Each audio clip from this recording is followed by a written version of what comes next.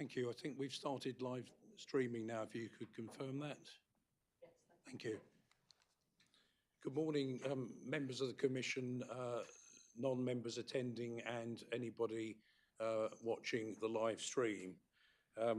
Welcome everyone to the meeting of the Overview and Scrutiny Committee today, the 19th of December. It's now 10 o'clock, so we'll get started with today's meeting and moving straight on to agenda item 1, which is the minutes of the meeting held on the 24th of October 2024. Are members happy to agree the minutes of the meeting? Anyone all in favour or against, or any comments, please? Thank you.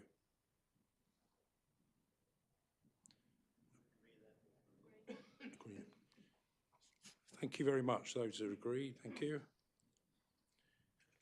Can I ask Ruth, have we had any apologies or substitutes, please? Thank you, Chairman. We've received apologies from Councillor Eagle, Councillor Harvey, Councillor Samantha Taylor, and we have Councillor Jeremy in attendance as substitute for Councillor Harvey. Thank you. Thank you very much. Under Chairman's announcement, I would like to welcome any substitutes who have come out at this late meeting in December.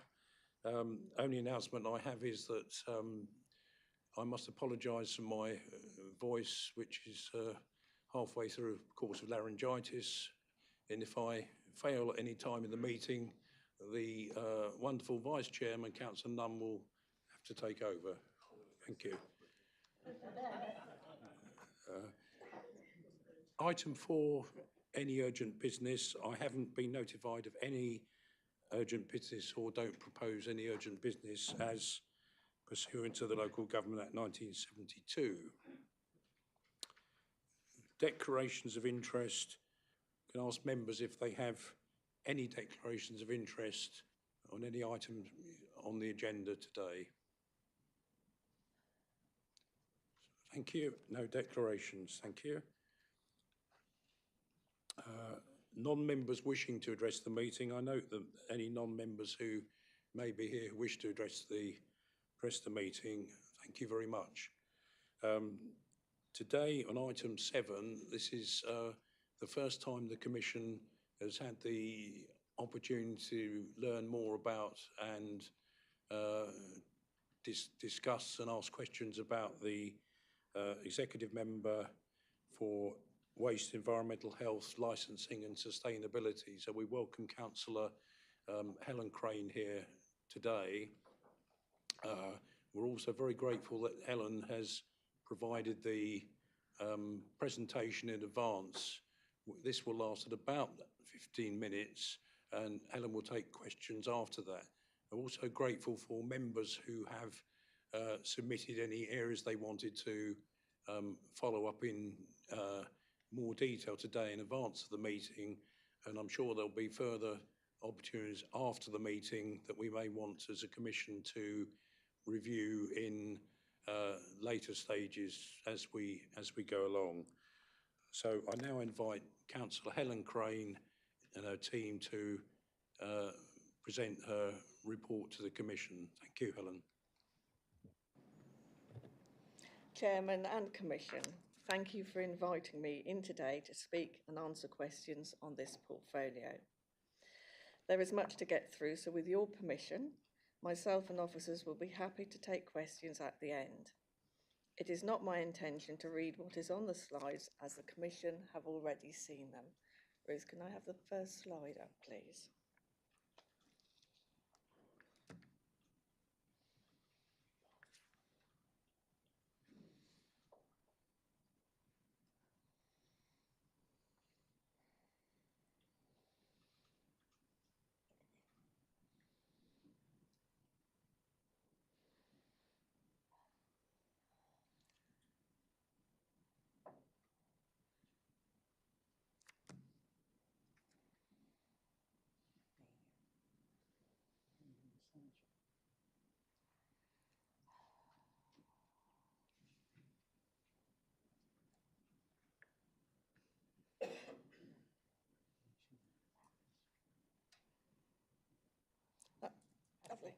If I can have the next slide then, please, would be great. So this opening slide, as you will see, that this portfolio is diverse and it covers a range of areas, some of which are listed on the slide. Next slide, please, Ruth. Waste and recycling performance are really, really good and business as usual. Serco are trialling alternatives to glyphosate, including foam spray application and a neat acetic acid. Both have pros and cons, effectiveness and cost implications. Serco will continue to explore options as glyphosate is phased out. We have, however, asked that weed spraying is concentrated on hard surface areas only. Collection of fly tips is strong, and we will be monitoring if there is an increase since the change of regime at Norfolk County Council recycling centres. Road sweeping is structured on an 8 to 10 week schedule, but this is flexible as subject to weather conditions and seasonal factors. And to note, the contract with Serco ends in March 2029.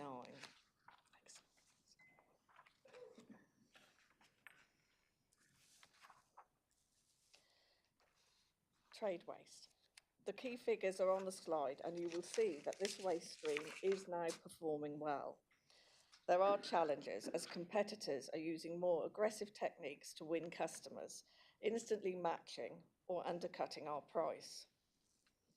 We have not received any reports of overflowing trade waste bins, which means we are getting the capacity of the bins tailored correctly to our businesses.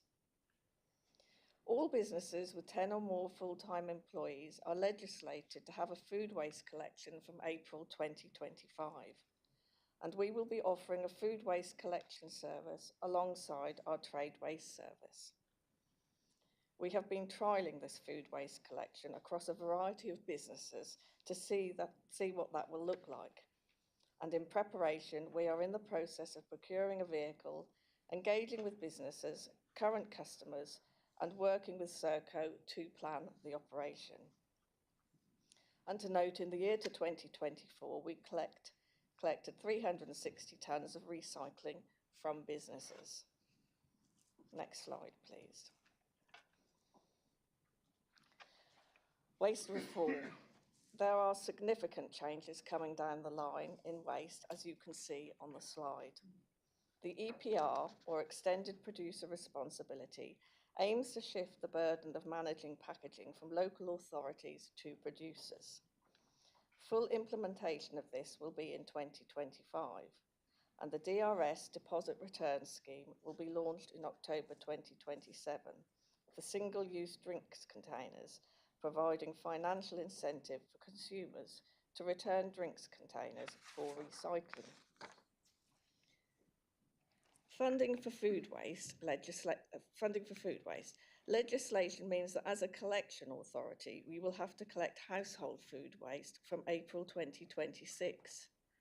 The capital needed to provide for this service is 1.14 million. The new burdens funding is showing a shortfall offer of circa £600,000.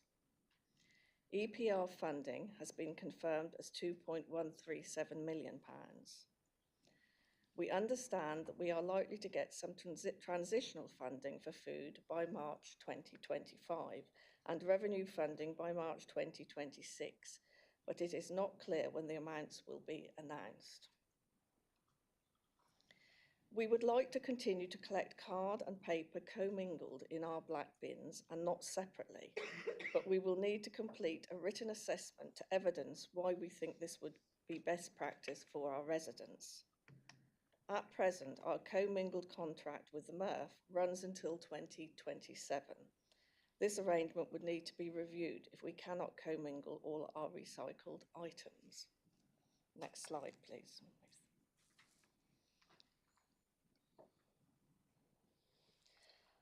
I thought you would like to have sight of the timeline for these significant changes in waste reform.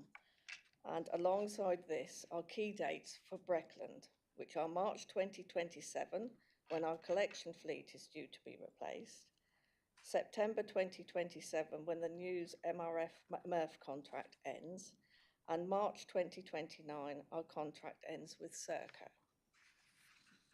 Next slide, please.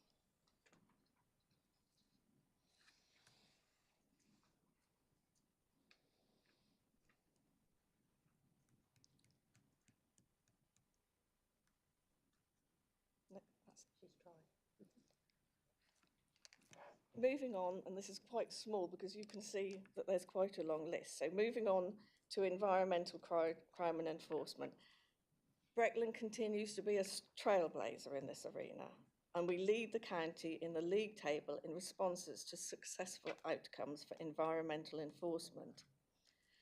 Over the spring and summer, we conducted engagement with communities, and particularly hot streets, where a large number of residents had developed a culture of clutter in their front gardens or boundary of their property. Further work has been carried out with housing associations regarding rubbish accumulation and pests such as rats. Signs have been introduced and purchased by town and parish councils to promote messages in their local areas. And the Safer Street Wardens have done outstanding work in Thetford regarding fly tipping, littering, and 20 properties have been warned to remove their waste or face enforcement action. We have our person of interest page on the website, which has allowed members of the public to help identify offenders. We use cameras in hotspot areas, and these cameras are having a significant impact in terms of reducing incidents. Breckland was the first council to increase fixed penalty notice values in 2024. And we have tiered a structure of fines, or we have a tiered structure of fines in place, and we are then able to choose to make the fine fit the crime, i.e. a fine for dropping a piece of litter is significantly different to fly tipping a sofa. Next slide, please. Environmental health. This department is diverse, and you can see on the slide a selection of the work undertaken, much of which is statutory. Food safety enforcement of restaurants and food establishments, enforcement of health and safety legislation in non-HSE enforced premises such as offices and shops, licensing of premises, taxis and environmental protection, which covers noise, air quality, private water supplies, pests and public health, etc. Next slide, please. Continuing on from the previous slide is environmental protection and enforcement. The breadth of this work, as you can see, is varied and a pretty long list. The demand for these services is ever growing as the population grows. The requests within this service will be around 2,000 by the end of the year. We have one of the largest private water supplies in the country, currently 1,548. And this is a massive piece of work that ensures that all households are using safe water supplies. Next slide, please. Food safety and licensing team. Similarly, on this slide, I've tried to capture the various work and statutory responsibilities that the team within this service covers. In the last 12 months, there have been 7,436 food inspections, 44 food poisoning investigations, 38 funeral director visits, 372 service requests for food, 192 service requests for health and safety, 78 accidents, 72 SAG or Safer Action Group applications, 1,855 licensing applications completed, 386 temporary event notices, and 91 licensing enforcement visits. So again, a very, very busy team with a lot on their shoulders. Next slide, please. So this is licensing. And I've said here, an extremely busy team, which it is, that sits within environmental health, dealing with policy renewals, animal welfare, etc. We have sadly seen an increase in animal welfare and dog licensing issues, and we continue to be proactive in this. Into the future, we are anticipating further licensing requirements for beauty procedures, as well as the possible licensing of funeral directors. Next slide, please. I wanted to highlight this slide because of the successful and to be very proud of Platinum Award win for stray dogs and the Gold Award for kennelling of stray dogs, one of only 13 in the whole of England and Wales. Something to be very proud of from this council. Next slide, please. Emergency planning and business continuity. All principal councils are Category 1 responders under the Civil Contingencies Act 2004 and have clearly defined responsibilities in relation to civil emergencies and will typically lead the recovery from any emergency in their area. This council maintains a set of fully developed, tested and up-to-date plans covering a wide range of scenarios based on locally identified risks. This enables us to play a full and active role in response and recovery. This slide shows the current set of activities and is part of our ongoing preparedness to ensure we are ready to respond to an emergency. The team also work internally with all service areas to develop a robust business continuity plan. And there will be training in the new year for members, and I really encourage attendance to this. Next slide, please. Climate and sustainability. Over the past year, we have continued to make progress in our priorities, supporting and educating businesses and residents and our own organisation on the journey to net zero. We recognise the sheer size, scale and complexity of climate emergency and that we cannot do it on our own. However, here are some of the actions and activities taken that are making a difference. Businesses across Breckland engaged in a workshop which helped them create decarbonisation plans, connecting to each other with shared experiences, gain confidence in technologies and what next steps for their businesses might look like.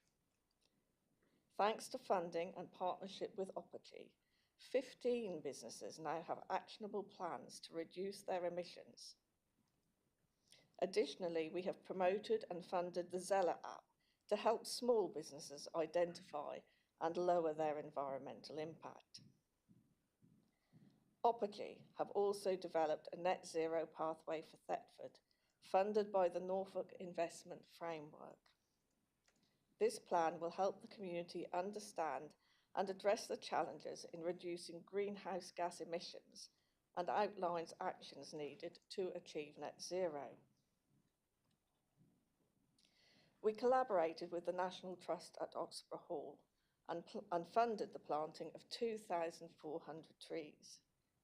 It is estimated through an increasing scale of sequestration that the woodland will store over 1,000 tonnes of carbon. We secured £26,400 from the Defra King's Coronation Living Heritage Fund, and this was granted out to parishes and towns which have planted nearly 1,000 orchard trees. Sports England funding has enabled the installation of solar panels on Dereham Leisure Centre. We have invested in pool covers and LED lights at our leisure centres. Overall, the solar and destratification elements are expected to give a cost saving of £235,000 per year. Across the district, we have replaced 2,049 streetlights with LED. We have enabled 75 households to have new sources of heating in their homes through the Warm Discount Scheme and the ECO4 grant applications, which has helped residents financially, but has also saved in the region of 112 tonnes of CO2 annually. Our local plan also aims to increase resilience to climate change by promoting sustainable development, renewable energy and low carbon design. The new legislation of the Future Home Standard in 2025 will ensure that new homes produce 75 to 80% fewer carbon emissions. As a founding partner of the Norfolk Climate Change Partnership, we are delighted to see the progress being made in Swaffham as a pilot town, utilising the 300,000 secured from the Fast Followers programme. We have expanded EV charging points in the district by adding chargers at Swaffham and Wattham. Next slide, please, Ruth. This is the last slide. We have challenges, however, and we have seen really good progress in our Scope 1 and 2 emissions, which are under our direct control. Scope 3 emissions is a challenge, but we will continue to work with partners using our statutory powers to influence, educate and change behaviours of those within our supply chain to reduce emissions further. We have been working with the Youth Advisory Board around how we can make positive impact in this area and are expanding this with an eco-challenge in 2025. Engaging schools in our district, we are continuing our partnership and support from the Woodland Trust, developing a tree planting strategy. We are launching the Heritage Retrofit Workshop in the spring alongside Norfolk Climate Change Partnership. We will continue to investigate avenues and work with partners, businesses and residents towards our organisation's path to net zero 2035. And this, Chairman, concludes my presentation, and thank you for all your attentive listening, and I'm happy for myself and the team behind me to take questions. Thank you very much. Thank you very much, Helen. What struck me with this portfolio is it's a huge portfolio that you and the team look after there. I'm also conscious that it's one that if you look at all the areas there, that they actually touch people one way or another in their daily lives, you know, whether it's waste, environmental protection, etc. Looking at what you presented this morning, I think obviously what strikes me immediately is that some of the immediate challenges will be around waste reform, but I won't put any my questions in at the moment, because I know some members may not be able to stay for the full period today. So I'm now going to open up the floor to question from Commission members and other members in attendance, giving everybody an equal chance to look at this. And I think probably it'll be up to the Commission, but I think given the extent of some of the portfolio, we may want to revisit it you know, within a year and go back in some other areas to learn about progress in these. I'm sure we will through performance, but some of these will require, you know, a session, I think, probably on their own. Thank you very much, Helen.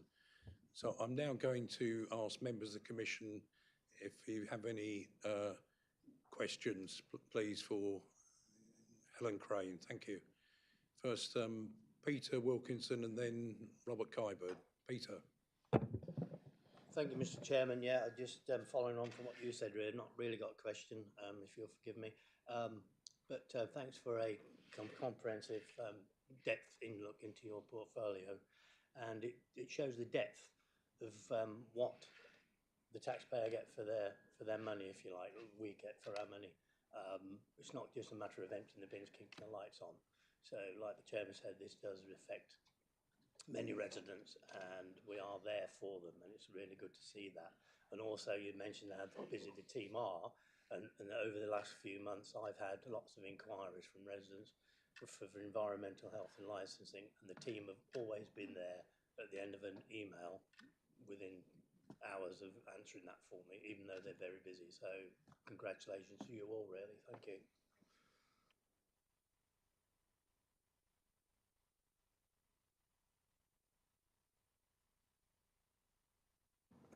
Thank you. Got another question. Next question is from Robert Kybird. Thank you, Chairman.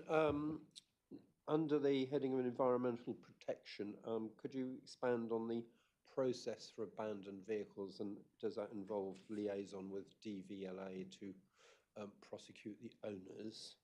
And under asbestos control, can you tell us what the authority's role is in that respect? I'm going to pass that on because I don't know the whole process, so I'm going to pass that on to those that can answer that. Thank you. Morning, everybody. So in terms of abandoned vehicles, we do work with the police and the DVLA to deal with those abandoned vehicles.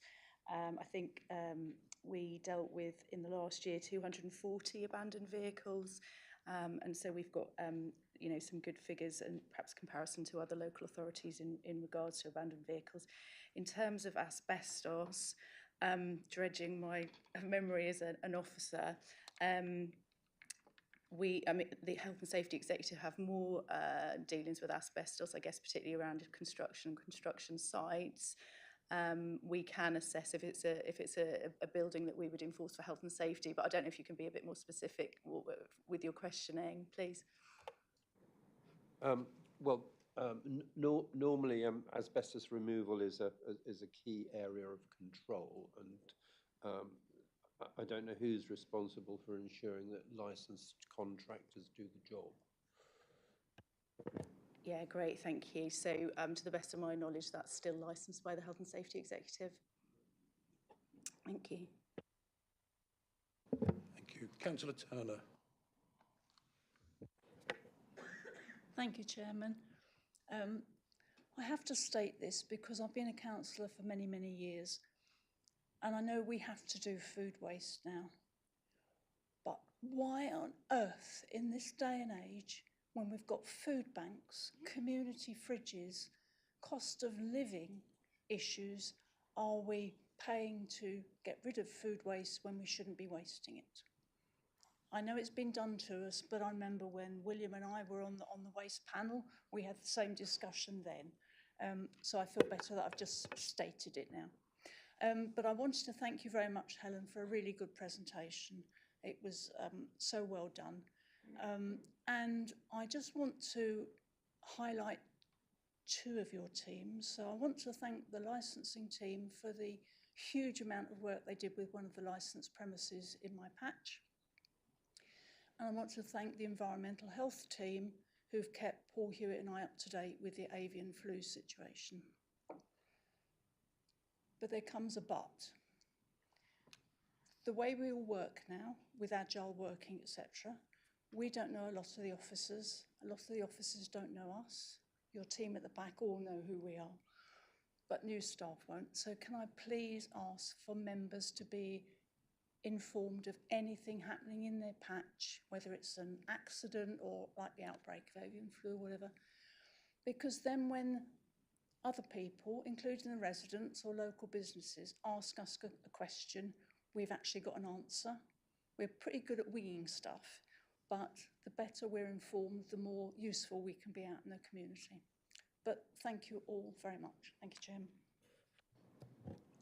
Thank you for that, Councillor Turner. And yes, I'll pick that up with officers and that and make sure that members are always informed. Sometimes the things are very fast paced, very fast acting, and it may not be the top of their list as they're dealing with things as they emerge, but I will pick that up. Thank you. Thank you, Helen. Councillor Jeremy. Thank you, Chairman, and thank you for the positive report today. It's really encouraging to hear everything that's going on. And at the same time, a big thanks particularly to Serco and the guys involved in coordinating the Serco contract. There has been a noticeable improvement in my ward and also the whole of Thetford in performance this year, and I know a lot of effort went into that from some of the folks sat behind you, and it is noticeable on the ground, so I wanted to pass that on. Something we spoke about before is training and support for particularly Serco staff, but I think this applies to all staff, training around conservation and environmental management, because yes, we have a responsibility to remove fly tips, to cut vegetation back, but actually we have some quite special environments in South West Norfolk and in Breckland, and go autopilot sometimes. But particularly in Breckland around Thetford with Thetford Forest and obviously some of the land there. And I think we all have a responsibility to support biodiversity. So where are we at with training and support around conservation? Thank you very much, Councillor Jeremy. We meet regularly, the Norfolk Waste Partnership, and I also am on the news board and the board with Serco.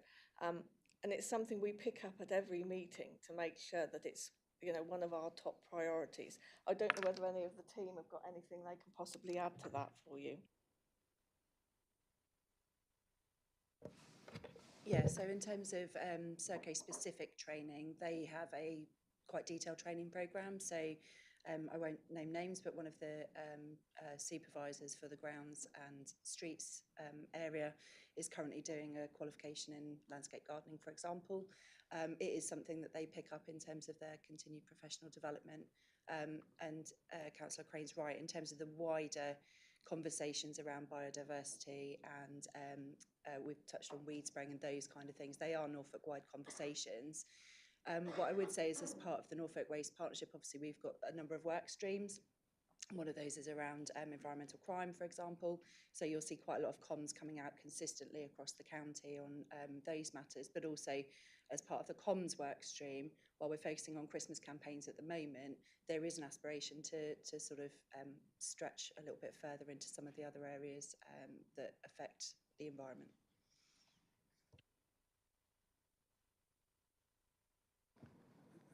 Thank you very much. Any further questions from other members? I see Councillor Wickerson, Councillor Plummer, and Councillor Kybird again.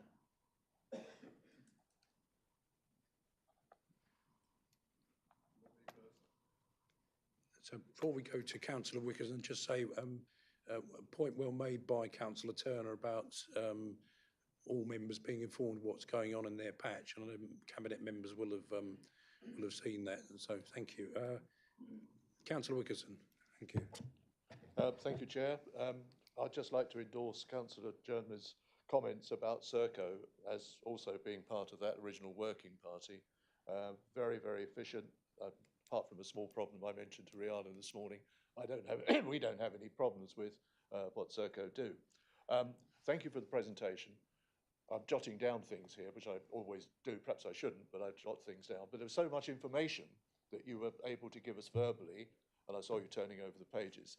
So I think it would be quite useful, because there was so much information there relevant to questions that we might be asked as councillors. If you could circulate that to members of the Commission, your verbal report, in addition to that, that would be very, very helpful, I think, because there were certain percentiles and numbers that were there. And I think, you know, we quite often get comments from our local residents about Serco, about this and that, and percentages and percentiles. And the only other comment I'd like to raise, of course, being a member from Swaffham in particular, is the current debate on the solar farms, which is quite heated in our district, as you could well imagine. And I just hope that that we are keeping tabs on all of that. And I know that at the end of the day, there's a certain gentleman who sits in Westminster who will be rubber stamping it or not, as the case may be. And there's already one example of him not necessarily ignoring, but not taking into account the local opinion on a solar farm and deciding to go ahead with it. So I think as long as we're keeping up to date with that, I know this in the distance, but nevertheless, it's a very important decision, and I hope that Breckland will have a view on that, which will be expressed when the time comes. Thank you. Thank you, Councillor Wickerson. Yes, we are keeping abreast of it. As you know, we will just be statutory consultees on that. I'm part of a group with George Freeman and that, and I know he's in contact with Councillor Jeremy over there as MP for South West Norfolk, and we are keeping us abreast of it, and we'll be making further comments, as will this council in due course. Thank you. Yeah, thank you very much, Councillor Wickers, for your question. And I think, as we've heard, there are lots of underlying sort of facts and figures and underlying the different services. And I think going forward, it would probably be helpful if you as portfolio holder could sort of have something, whether it's a frequently asked question or a sort of fact sheet that we can then help members with. And obviously, you know, if Councillor Wickerson wanted to be part of that in any of the presentation of it, I'm sure he'd be happy to help. We've now got Councillor Plummer has got a question, and then it will be Councillor Kybird again. Thank you, Paul. Thank you, Mr. Chairman. Helen, I really don't know what if you ever have any spare time. I have never seen such an enormous portfolio in my life. Yeah, and the team, of course. All I can do is say thank you to the team and to you, because even I didn't know, and I've been on this council a time, and I really haven't done my homework. I didn't know how many things you cover, which is quite incredible. It's just a fantastic portfolio. I sort of agree with my member here. The waste food thing I find quite unbelievable, that people are still wasting food in this environment, but there we are. That's life, isn't it? So really all I want to do is say thank you, Helen, thank you to the team, well done, and keep up the good work. Thank you. Thank you. Robert. Thank you again, Chairman. Tree planting, congratulations on that. But can I point out that Gresson Hall, which is part of the Joint Museums Service, is the host for the Norfolk Environment Hub and does have a community tree nursery. So I'd like to encourage engagement with the tree nursery for future planting.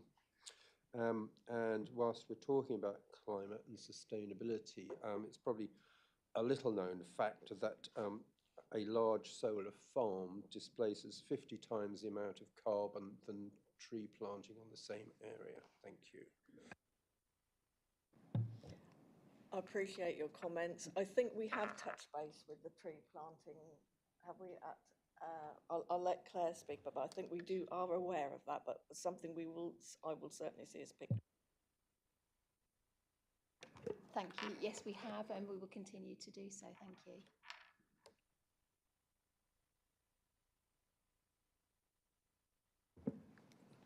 Thank you. Any more questions? Councillor Richmond, thank you.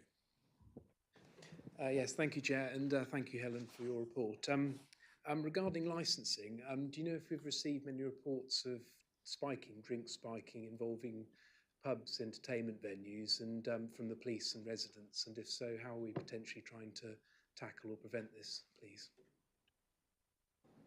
Thank you for that question. It's not something I am aware of, but I will pass on to licensing team to answer that. Thank you.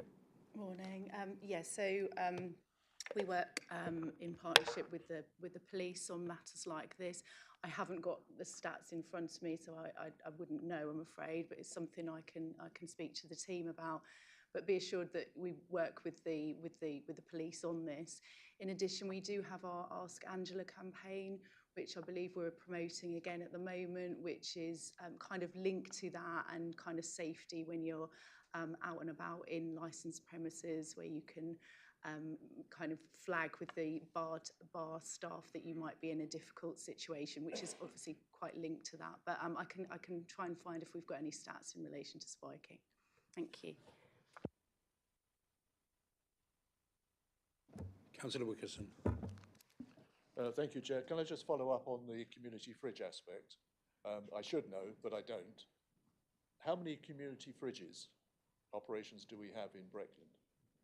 I'll give you the reason why I asked the question, is that blowing the trumpet, if I may, for Swaffham as an example, we have collections every day. We go and volunteers collect from Tesco's and Waitrose and other sources of past sell-by date produce.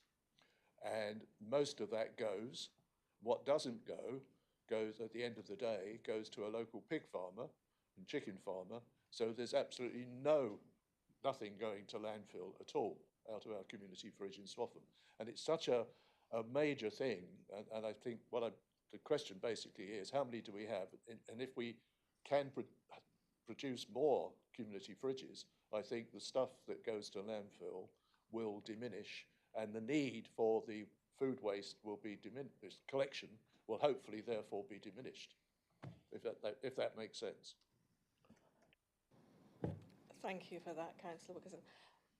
The community fridges are actually Councillor Ashby's domain under his Inspiring Communities, but there may be someone here who can actually answer that anyway. So let's have a part of his portfolio.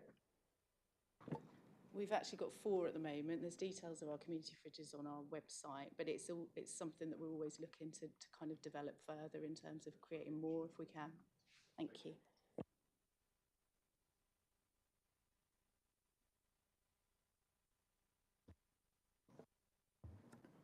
Thank you very much for the responses so far. Any further question from members or non-members of the Commission? If there aren't any, I've got a couple of questions and an observation.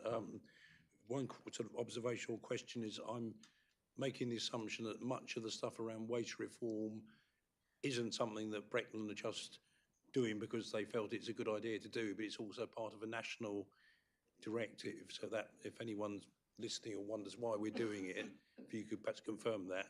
And the other issue is if someone can explain a bit about the deposit return scheme. And does this involve me taking my lemonade bottles back to the shop and getting some money? Thank you.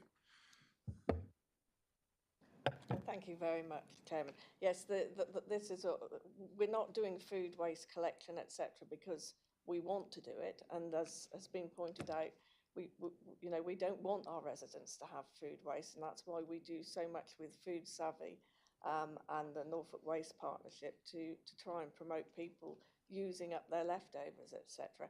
But it's legislation that's coming from central government, so we have no choice. We have to implement it. And what was your second question? It's gone off my... Returns. Oh, the deposit return scheme.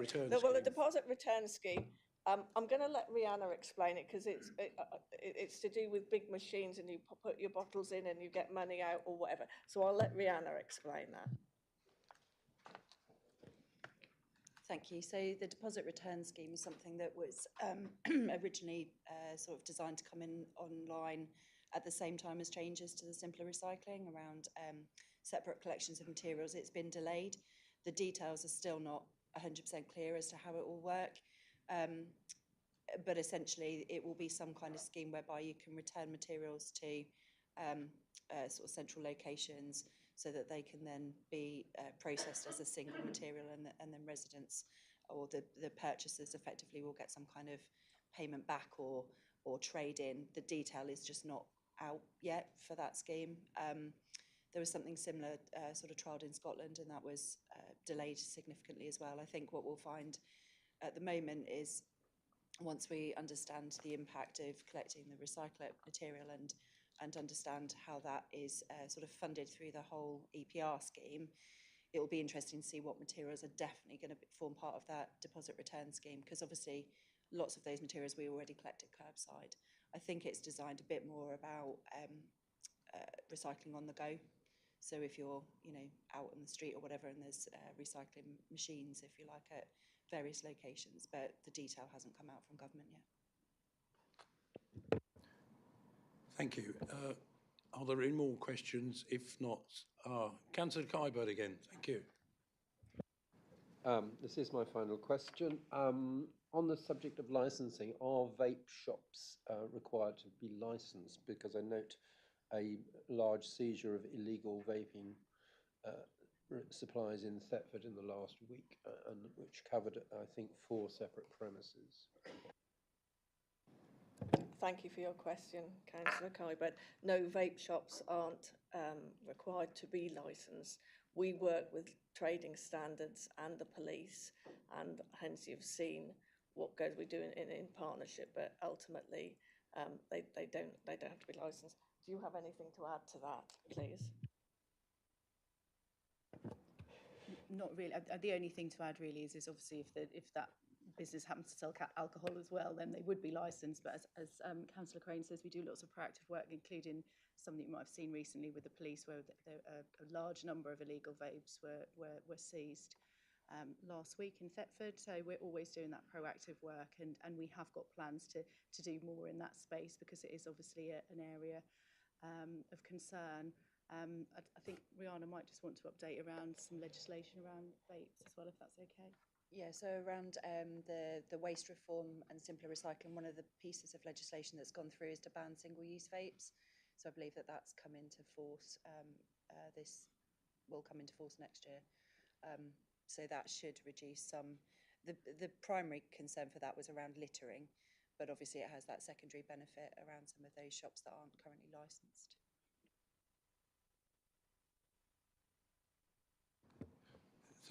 Thank you, members. One last call for any more questions to Helen. If not, I'd like to thank Councillor Helen Crane and her team for presenting today. I'm sure it will give Commission members much food for thought. I think I may be speaking for Commission members. I think that we would probably wish to see you back here again in under a year. Don't leave it so long this time. Because I'm sure there's lots of things there that we will want to follow up and see how they're working, what the challenges are, some of which are many. And on behalf of our residents, we know that things will go on in day to day. But thank you very much for your concise presentation today, and we look forward to further developments. Thank you. And thank you, Chairman, and the Commission for having me here today. I will get my written notes to the Commission via one of the team from behind. And I'd just like to wish you all a very happy Christmas and a healthy new year. Thank you.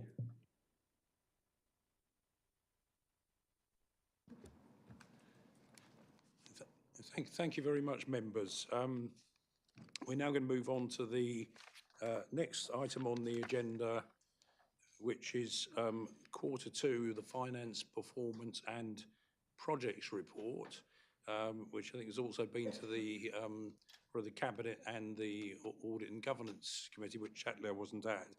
And we have Councillor Alison Webb and Councillor Phil Cowan, two of the three relevant Cabinet members here to present the Q2. I hope everyone has had a look at the attachments and the areas of progress and the areas of challenge, and who would like to go first? Councillor Webb and then Councillor Cowan. Thank you. Councillor Webb. Thank you, Chairman, and I want to take this opportunity as well to wish you all a Merry Christmas and a Happy New Year. Okay, so today I am pleased to present to the committee the Q2 Finance Performance and Project Report. A summary for each area will be given.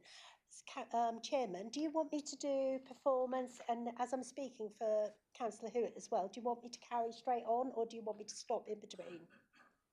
I think just carry straight through. Thank you. Thank you. Right, okay. This report looks at performance for Q2. In Q2, the majority of our key performance indicators are at or near target. You'll see in the report areas where we are particularly performing well, such as bin collections, where for another quarter, the number of missed bins remains at 0, and the 99.2% of food businesses rating 3 or above in the food hygiene rating standards, showing our effective food safety checks and enforcement. The areas where performance have been challenging include standards and member conduct complaints dealt with within timescale. This indicator was previously flagged in the Q1 report, and whilst there's been some improvement during the last quarter, it still remains below target. Work is going on within the service to look at the standards internal process with a view to making changes to improve the speed at which we can deal with standards complaints. As per last quarter, whilst there had been a period of higher than normal standards complaints, none of these relate to the District Council and have come to us due to our role in investigating parish matters. The second area is days taken to process housing benefit new claims and changes. For Q2, we saw a small drop to 13.79 days taken to process new housing benefit claims and changes against a target of 8 days. A similar situation can be seen with days taken to process council tax reduction new claims and changes. The report contains a more detailed breakdown of the reasons behind these rises, and whilst we're doing to bring it back to normal, doing what we can to bring it back to normal level, in short, whilst the indicator hasn't met target in Q2, we're in strong position to meet the target in Q3. The other areas that have been flagged within the report are website accessibility and minor planning applications determined within 8 weeks or agreed extension. These indicators are likely to return to our expected levels in the near future. On the website accessibility, I wanted to just talk to you about this. As you're all aware, the new Breckland website, which was released last month after extensive testing, we've received many positive comments to date. The website continues to be updated as this is normal practice and will continue in the future. I'm now speaking for Councillor Hewitt's projects. The programme of projects managed by the Council's Corporate Projects Service is in a robust condition, demonstrating solid progress across several key areas. This includes our new planning and building control software, which is in its final stages of implementation. Since the Q2 report was written, all of the modules have gone live. However, we have experienced some challenges with this particular project with some technical faults in the software system. These were quickly identified during the rigorous testing our officers completed. This included some inconsistencies in historical data that was transferred from the incumbent system, as well as some minor issues with formatting of the output documentation. The team of officers delivering this project have been very proactive in addressing these issues with the supplier and have gone over and above and beyond to ensure the system is fully prepared and operational. This did, however, cause a delay in the system going live. However, the project remains on track to be completed before the end of the year. All members did, of course, receive a briefing from the lead councillor, Sarah Suggett, on this project yesterday to assist with any queries that they receive. I'm also pleased to confirm that further funding has been recently secured from the Local Authority Housing Fund, which enables us to move forward with the second phase of residential property purchases that support our emergency housing needs across the district. This project not only helps to ease some of the financial pressures in this area, but also ensures we remain committed to ensuring everyone in our district has a safe place to call home. Very important. There are several other projects across the programme that will also help to improve the Council's financial performance, including the introduction of direct debit payments to trade waste customers and an upgrade to our financial management software system. Thank you. That concludes Councillor Hewitt's report. I'm now going to pass over to Councillor Cowan. Thank you. Thank you, Alison, and good morning, members. You will no doubt recall that whenever I come to talk about finance in the current climate, it's not quite doom, gloom and despondency, whereas it might be out in the big wide world. Here in Breckland, it's actually not as bad as other places, thank goodness. And today we're looking at Q2, which is almost a bit anachronistic now because the team are pretty close to finalising where we get to on Q3, given the timeframes that we work within. But it is worth just reminding ourselves where we sit regarding our Q2 figures and why we sit where we are. So the good news is that, yes, we might be showing a 481,000 overspend, but we can actually meet that from the general fund. But I think it really helps us to understand why we're there.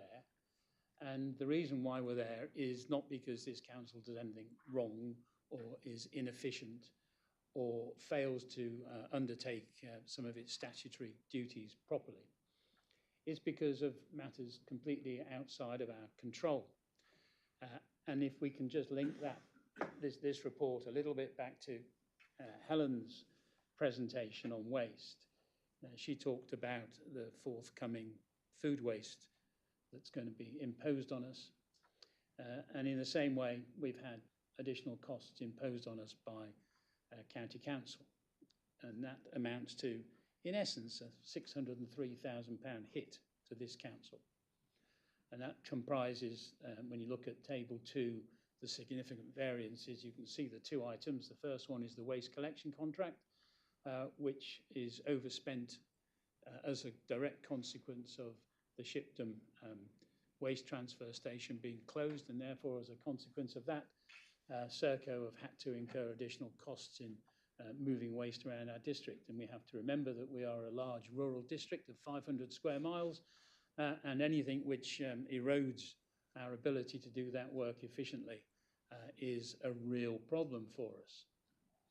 And in addition to that, you'll see that under item 5 there, the recycling costs have increased again because the gate fees have increased. And the two items alone, £603,000, is a significant sum of money.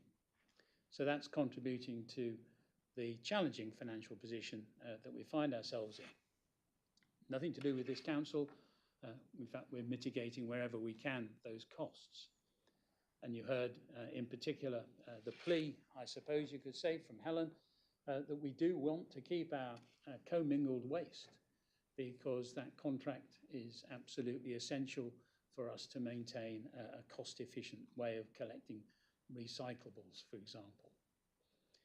The other area that's of real significance, of course, is our own planning and building control service. And you can see there on the table 2 variances, we're £417,000 adrift. And again, it's not because our planning team are inefficient and not doing the job, or in fact that they've got a load of officers sitting on their desks, twiddling their thumbs, waiting for another planning application to come in. It's because various factors, such as nutrient neutrality and biodiversity net gain requirements, again, which are nothing to do with this council, but are requirements that are imposed on all planning applications now, in particular those which in our part of the world affect drainage systems in the north of our district, have had in delaying or suspending planning applications, large major planning applications that come in for the team to work on. And when one considers the life of a planning officer, whether it's a major application or a minor application, they all have to do the same stuff. They have to look at planning applications, they have to assess them, they have to consult. And when faced with a dearth of large planning applications, the majors, as a consequence of some of these external factors, the team are not receiving the income into the business that we would anticipate, but the team also have to continue to undertake the work for all the other minor applications. So we're facing that £400,000 hit. And then finally, another £500,000 or thereabouts on housing.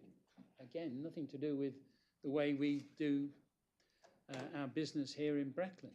In fact, I think probably we're one of the most responsive teams in East Anglia that actually deals with our housing needs. Such that, for example, it's costing us over £2 million a year to manage our temporary accommodation costs. And that figure is rising significantly.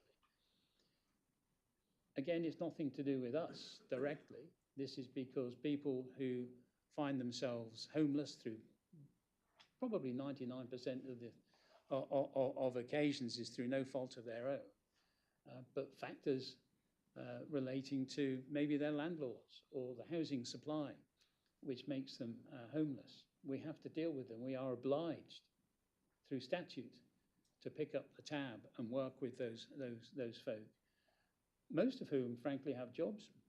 A lot of them are families, but, and here's the rub for us, an awful lot of them now, the vast majority are single people. And of course, if we're housing families, that's one thing. We can put people into 2-3 bedroomed homes.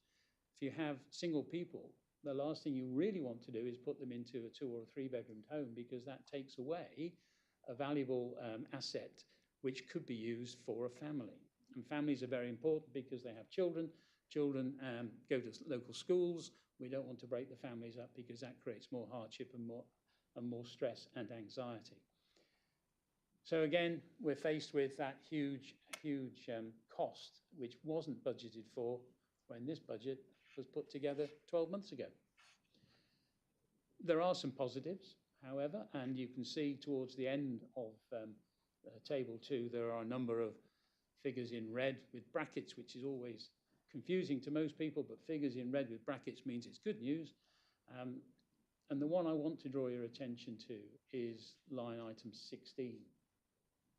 This council is fortunate that we've had a good team working to ensure that any cash and capital that we have, we can invest wisely, whether it's on short-term deposit, medium or long-term, it doesn't matter. But we're able to use that capital that we have to work hard for itself. And whilst high interest rates, generally speaking, are seen as a bad thing for the population, and they are for those of us with mortgages or those with other financial pressures, for this council, actually, it's manna from heaven.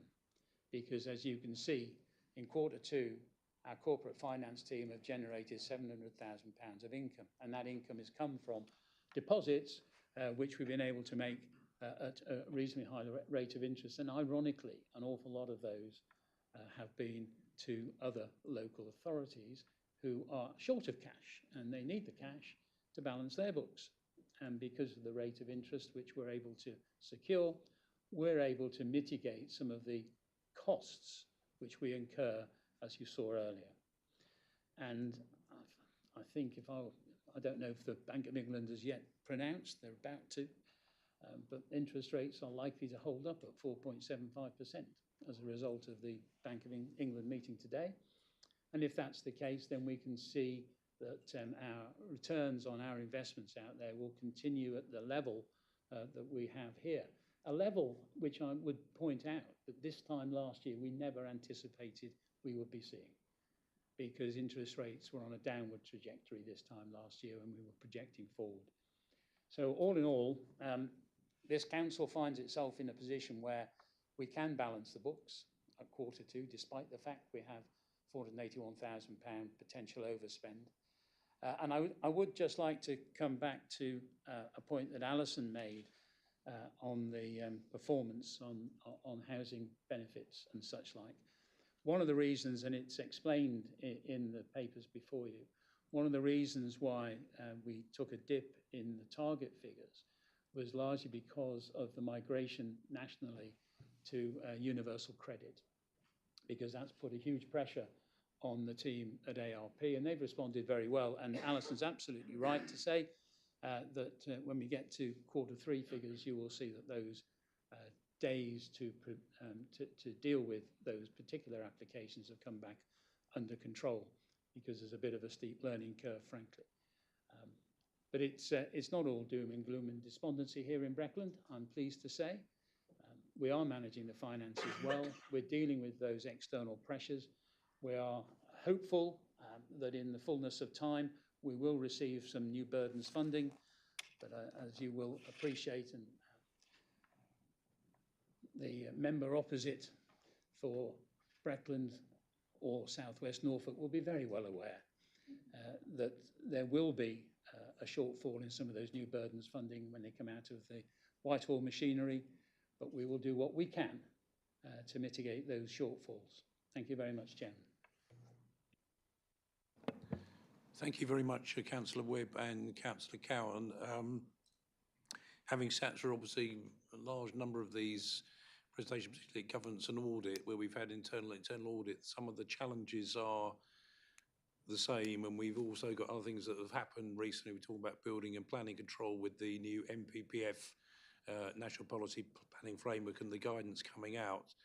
I'm making the assumption that as this is Q2, obviously the Commission doesn't meet again till 30th of January, but in terms of getting in line with latest developments, such as anything we've had this week in terms of housing, additional funding settlements for local government, and that will work its way through, presumably, into information going to the Cabinet, Phil. Yes, Chairman. So the settlement is due to be announced formally on later today. It's actually out. We know full well that this council, like other rural district councils, regrettably is about to see a significant reduction in funding from Westminster and Whitehall. We know, for instance, that our rural services grant is going down by £645,000, a not inconsiderable sum of money when you consider we have 500 square miles of rural Norfolk to service. That said, we've put together a draft budget which is about to go out for consultation. Members have probably had an input into that in one form or another. And in February, of course, we will be taking any proposals that come out of that consultation and the discussion that will be held in the January council meeting to take forward our council tax proposals and our budget for next year. I am able to say from having conversations with Alison behind me that her crystal ball wasn't too cloudy this year, and she's been able to anticipate a significant amount of what might be coming out in that settlement. There are one or two minor reductions. She was taking a very, and I use this word advisedly, a conservative with a small c approach to her draft budgeting. But she's not far off the mark, let's put it that way. So she's doing the job which we all expect her to do and have experienced over the many years that we've all been sitting in this chamber.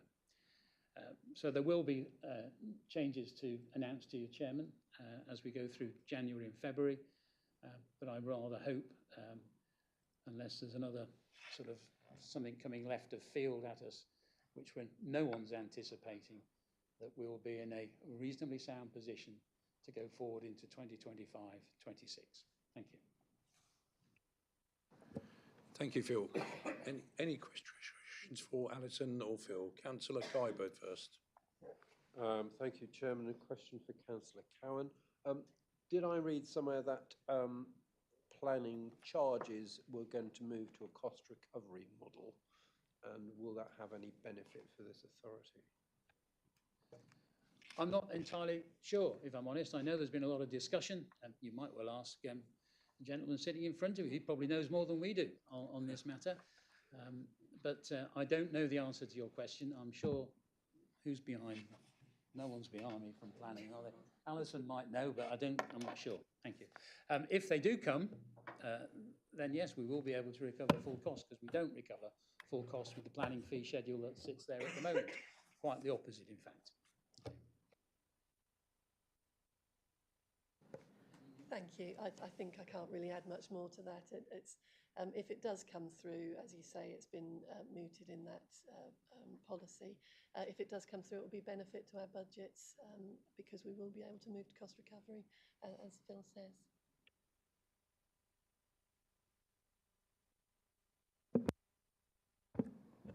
Thank you. Any further questions, members? Councillor Wickerson. Thank you, Chair. Having run my own business for about 15 years, the accounts were fairly simple. At Breckland level, they're anything but simple in comparison. There must be obviously an answer to this, probably for Alison, I think, probably. On page 43, you've got the financial report for the year ended 31st of March 25, and the largest sort of variance on that is under finance for £778,000. And a nice note at the bottom to say that significant variances are detailed over the page, which would be page 44. But I can't see any reference to that on page 44 in terms of the finance variance. The biggest variance there is business centres by the looks of things. But anyway, where's that 778,000 on page 44, just for my own information?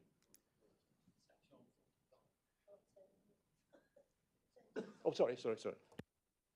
It's actually on page 45. Okay. Line item 16. It's not the same figure. It's the largest component of it, and that's the interest received through corporate finance.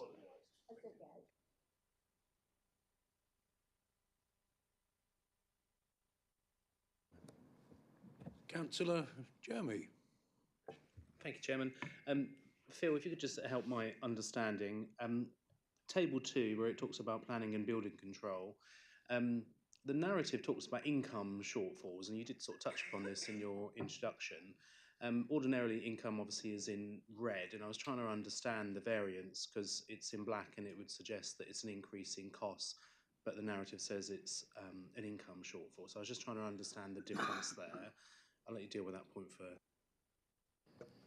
Yes, and this is why I say it's curious for those who don't necessarily understand finance in local government parlance. So 417,000 is a cost. So whilst we receive income, one normally hopes the income, and it sort of plays to the comment that Councillor Kybird made earlier.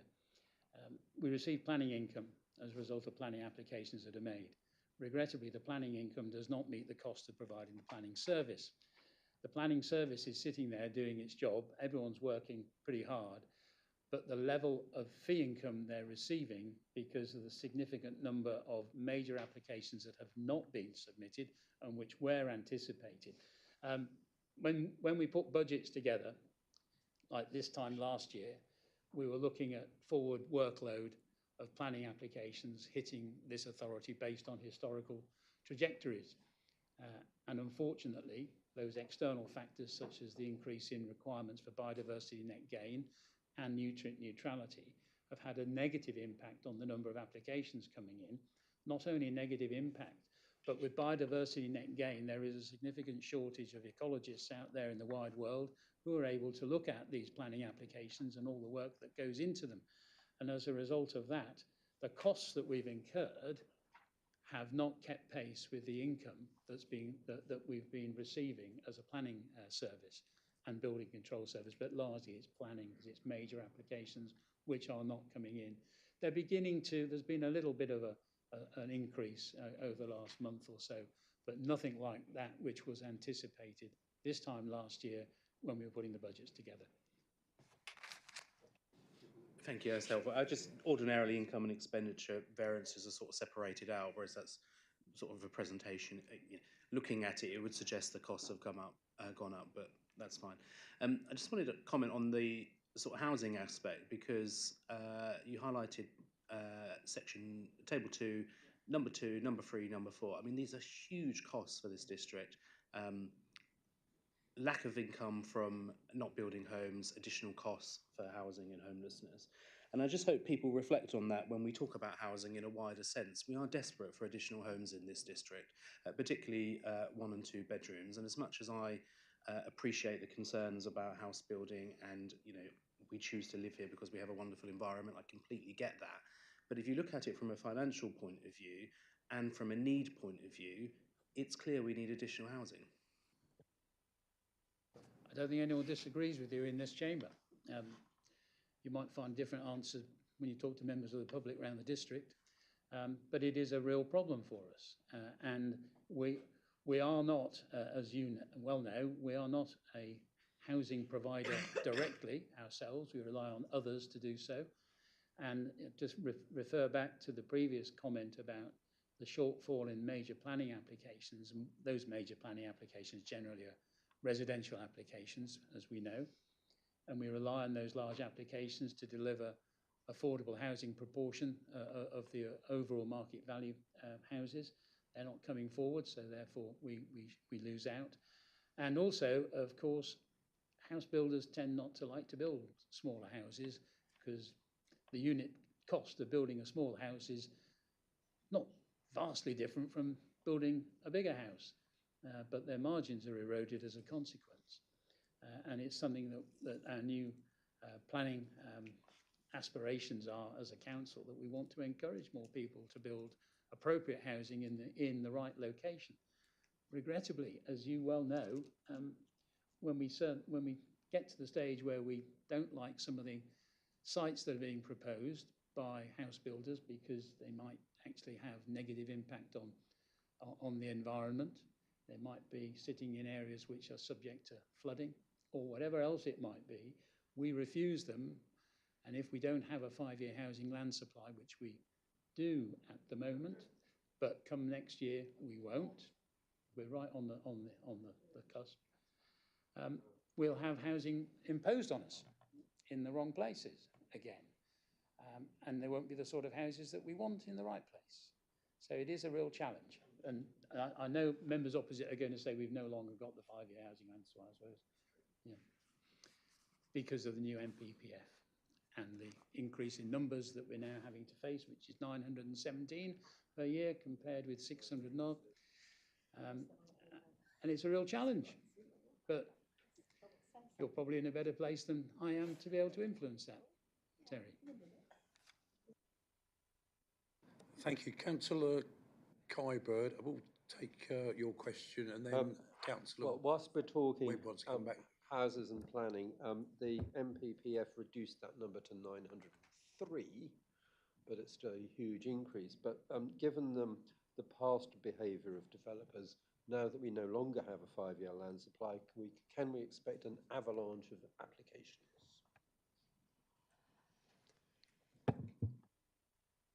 Chairman, there's none of us sitting this side of the table have the planning portfolio, so we can't comment in detail, but you don't have to be a genius to work out what's going to happen. Yeah, I just want to add one thing. You know, we've talked about the houses in the building and how we need more houses, get all that, the right sort of houses. But I just want to mention a big thing which I'm always getting talked to residents about is the infrastructure. The infrastructure is key to unlocking the building, because if you don't have the right roads, the right doctors, dentists, you name it, this is infrastructure which is really key to having house building which would work for people to have homes in, which works. So I just want that message, please, to be took back. Thank you.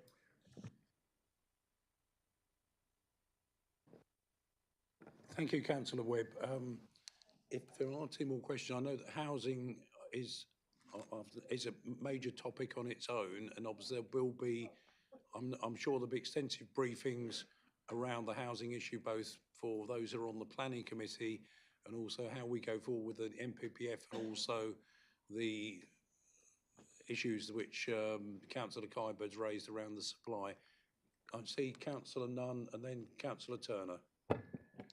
Yes, I need to sort of pick up a point.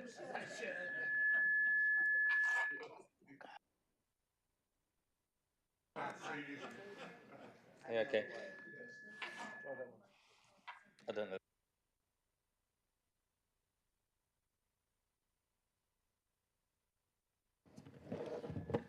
No, they all do it. I was just going to pick up a point. I mean, I wouldn't have raised it, and it's not really part of this debate, but as Terry, as our local MP, has raised it and saying housing is needed in the district, I totally agree. But I think the point that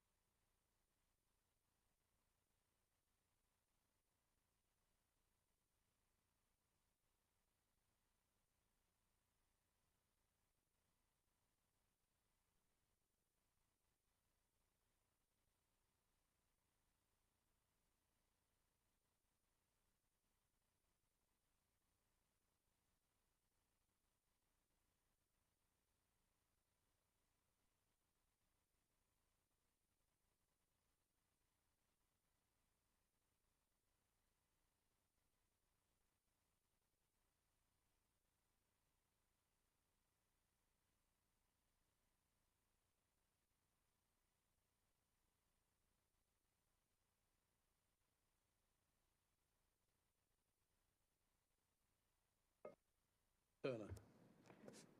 Thank you, thank you, Chairman. And following on from William, really, a message for our esteemed member in the room. There we go. There we go. Yeah. But it's on the same theme of housing. So within one of my villages, the village and planners have worked with the local developer. They have planning permission to build 102 100% affordable homes, 1 and 2 bedroom. They can't do it because of nutrient neutrality. So often the will is there, the cooperation is there, the finance is there, and then something else gets in the way. So it's about, please, sir, taking it back about the obstacles as mentioned by other people, that are holding these things up. Thank you. Councillor Jeremy. Yes, just to try and give some reassurance, particularly to Councillor Nunn. Certainly in the meetings that I've been in Westminster about housing, the issue of land banking has been discussed in great detail, and I'm hoping there will be some movement on that. Thank you. Any further questions from members on the performance report? And can I thank Councillor Cowan and Councillor Webb for their presentations. Many of the issues are still going to be repeated, and it's a point well made by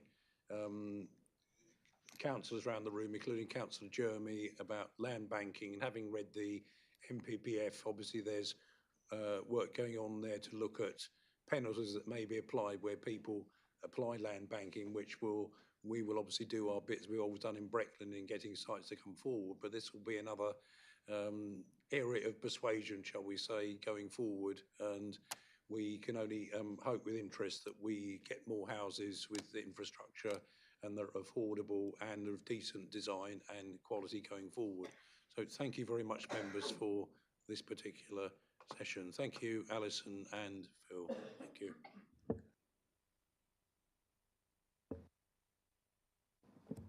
Thank you very much, members. The next item we have on the agenda is an outside body feedback item. I'm sure you've already read this from Councillor Gordon Bambridge, which has been attached and which is also of interest to those of us round the table who've experienced problems with drainage and flooding. I invite Councillor Bambridge to make his presentation, and perhaps Gordon, you might want to talk about any relationship of your work there with the Norfolk Strategic Flood Alliance, which has also recently released their latest set of minutes, if appropriate. Thank you. Thank you, Gordon.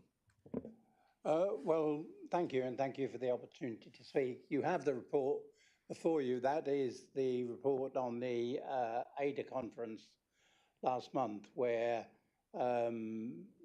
members like me who belong to internal drainage boards do get the chance to go and speak to the Minister and other rather important people in the Environment Agency and DEFRA and so on in London. So that's quite useful. You can read that. I'm happy to talk about it. I'm happy to give you, if anyone wants them, papers that belong to it. Regarding the Norfolk Strategic Flood Authority, because I'm no longer in the Cabinet, I'm no longer a member of that, and it does need to be a Cabinet member really who is the member from this council, but I have been invited to go along by the organisers to their meeting in January, and I will be reporting on that because that's part of my IDB concerns, and I always send a written report to this commission whenever I attend. I will also be attending the National Environment meeting of the drainage boards, which is held in February, and so I'll be going along to that as well, and we'll be giving you a report on that. So I've got a busy week really, because I think they're the 30th or 31st of January and the 5th of February, so I will be at both those meetings. And I'm happy, of course, as always, to answer any questions about drainage anyone wants to give me. I appreciate you may not have come prepared to this meeting, but you can always email me at any time, and I normally respond.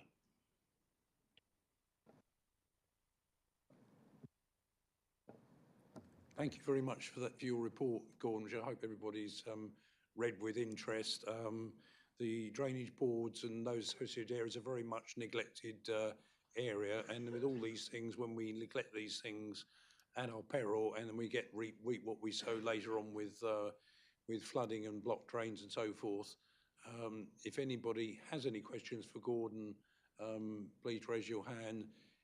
If not, as Gordon said, he's open to further contact and email from members and keep us updated. And obviously members will have read the Strategic Flood Alliance papers that come out to every member. So thank you for your report and your dedication to this particular cause. I know that you've done over many years, Gordon. Thank you.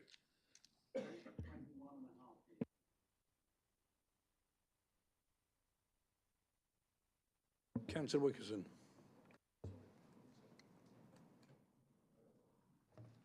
Thank you, Chair. Sorry, I'd just take this opportunity to remind all members that, particularly in these times of financial stress, etc., we have a trustees meeting of the Hammonds Trust next week, and I'd just like to remind members that the Hammonds Trust exists to help young people up to the age of 21 who are resident in Breckland who need some financial help, and it may be education related, it may be sports related. We have given grants, for example, to the Thetford Youth Football Organisation, Swaffham Rugby Club mini sections, etc., etc. Anything that helps young people in Swaffham to expand, and obviously university costs, which are coming up shortly. So just a reminder that we have a new website, like Breckland. We have a new website, and people would like to visit that website and then have that information available to their members of the public in their part of the world. We'd be pleased to receive further applications. Thank you. Thank you, Councillor Wickers. And perhaps we could make sure that details of that website are circulated. I'm conscious, are there any other members giving an outside body feedback? I think probably Peter Wilkinson first and then Councillor Kybird. Thank you. Thank you, Chairman. What's going wrong with me, is it? Got a report on the, as representative on the Youth Advisory Board. We had a successful anti-bullying conference held in the Charles Borough building last month with over 100 young people attending, and with facilitators and lecturers from young people's organisations offering and producing breakout conferences and different schools and different, I forgot the word I'm looking for now, it's training sessions after the main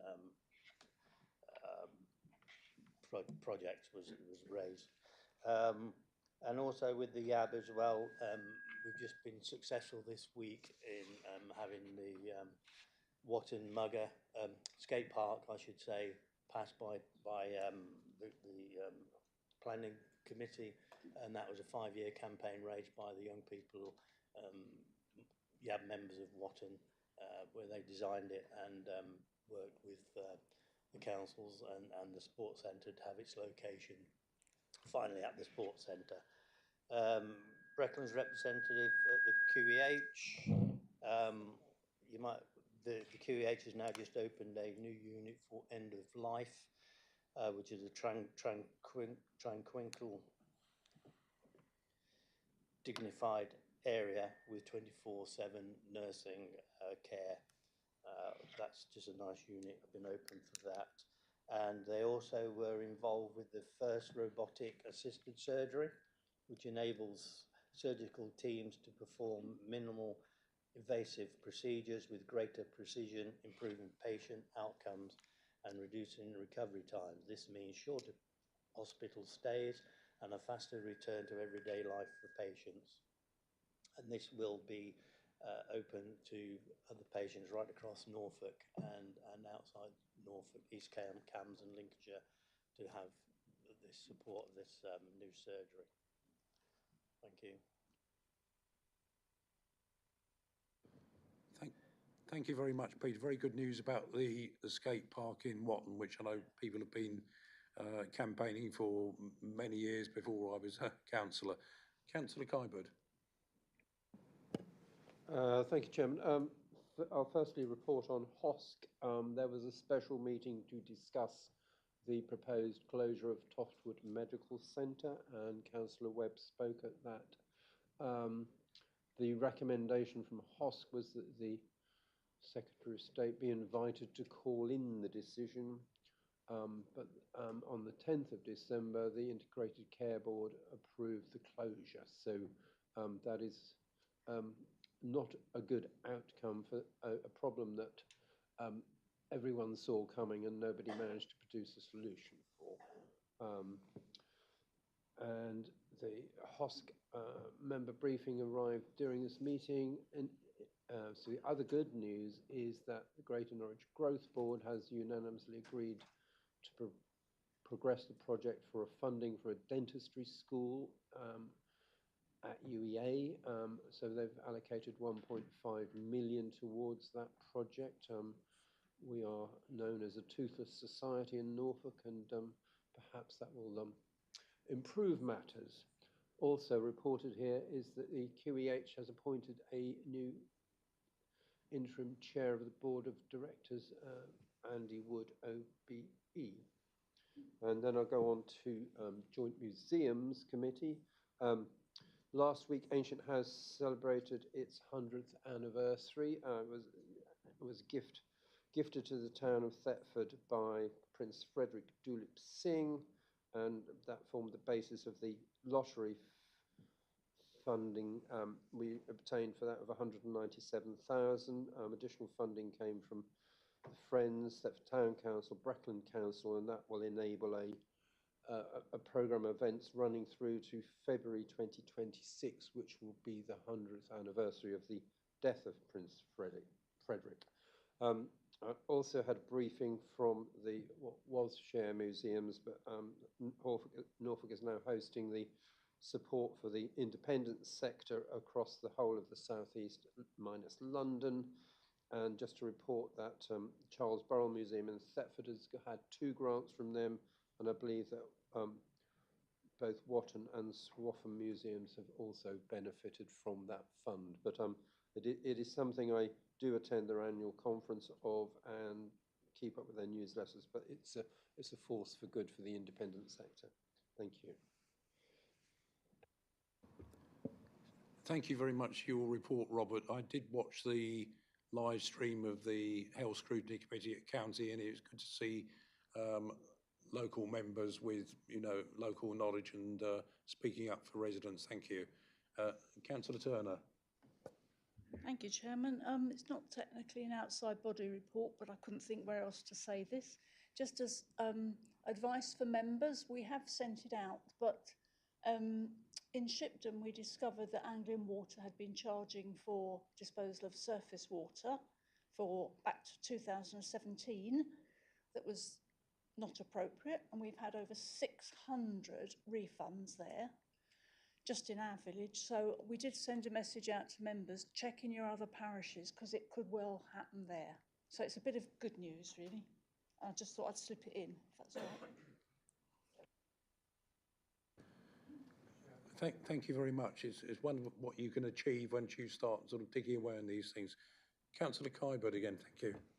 On that particular subject, I think Anglian Water, when they changed computer systems, they did away with the category of not connected, and to their huge financial advantage. And because I had previously registered my house as not connected, and then when a charging regime changed, that whole thing changed.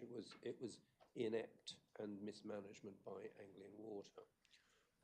And just to add to the Ancient House Museum's anniversary, that was covered by both ITV and BBC News, but unfortunately Breckland Comms weren't interested. Thank you.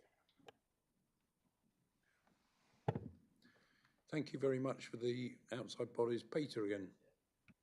Yeah, thank you, Chairman. I'm sorry I omitted to explain about the interim chair. Just been appointed Andy Wood, OBE. He's come from the public sector, and we had our first meeting with him yesterday, Council of Governors and the directors, and he's hit the ground running. He knows exactly what the facing front public organisation of the NHS and Queen Elizabeth Hospital. So he's hit the ground running. Thank you. Thank you very much, members, for the outside bodies reports, it probably would be helpful if anybody has reports that they can, circulate in advance of the Commission, particularly in case members aren't able to be here to present their report. And it also does help in terms of the, production of our proceedings here, and also, record for the public to record the valuable work of outside bodies, which doesn't always go recognised as much as it is sometimes. Thank you very much. Next item, number 11, which is scrutiny calls in. I haven't had any notification of any call-ins at this time, or calls for action. That's item 11. Sorry, Peter. Yeah, sorry, Chairman. I didn't realise probably should have put it to you first, but I thought we asked this question in the meetings. I feel we've had a new PCC in post now a few months, and I'd like to see if she could be called in to see how things are going with the special with it's just been announced there's going to be a £700,000 cut to her budget, and PCC's budget's right across the country. So I'd like to see how she's going to cope with that, and if members agree.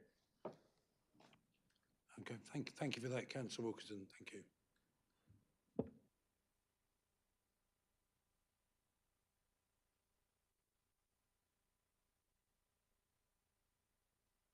Is the work programme, and we've attached the work programme attached.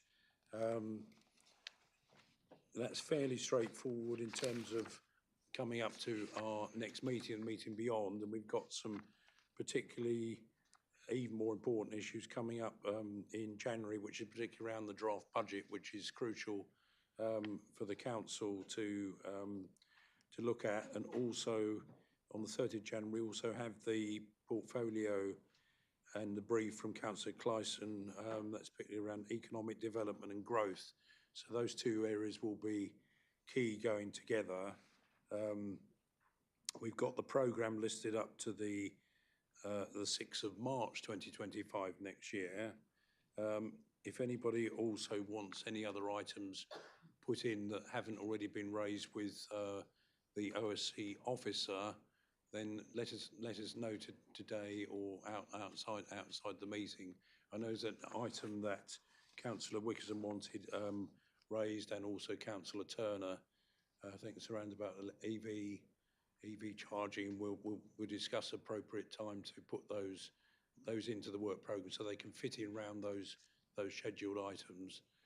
But as we always say at every meeting, if you want anything else added into the work programme, and we'll do our best to accommodate that in.